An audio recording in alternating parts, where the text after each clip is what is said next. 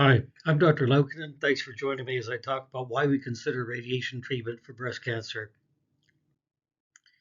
And today we're going to talk specifically about people who've had chemotherapy first and then surgery. And radiation treatment is looked at as a treatment to follow the surgery.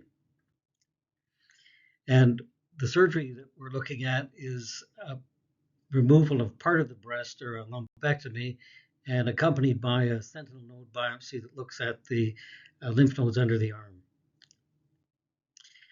And particularly, we're looking at a situation where there has been some reduction of cancer in the breast due to the drug treatment, and indeed, uh, there may be no detectable or visible cancer in the material removed from the breast at all.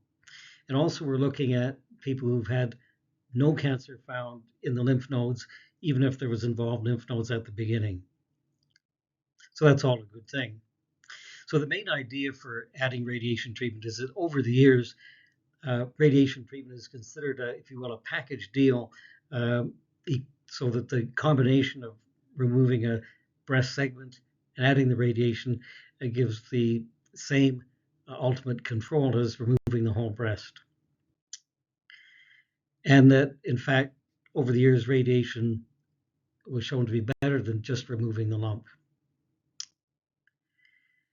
And what about the question of not bothering with the radiation if the chemotherapy has worked really well? For example, if the lumpectomy shows no cancer whatsoever in the breast.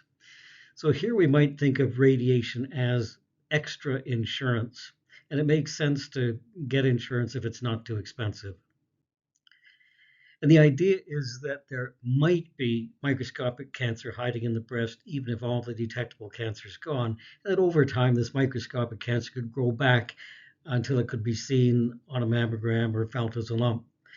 And right now, we don't have any test that's good enough to prove that there's no cancer remaining, even if the lumpectomy specimen that was removed from the breast was all clear. And also, we don't have any long-term clinical studies that show that it's perfectly safe to leave out breast radiation in those cases. So again, the idea is that if there were little microscopic bits, for example, in that diagram where the little purple arrows are pointing to, that if a beam of radiation went through the breast, it would have a good chance of getting rid of any little leftover cells too small to be seen or found otherwise. Now, what about the lymph nodes under the arm? So if at the time of surgery there were lymph nodes taken out and there were bits of cancer in those lymph nodes, then you definitely want to treat the lymph node area with radiation. But what about the situation where there was no cancer found in those lymph nodes?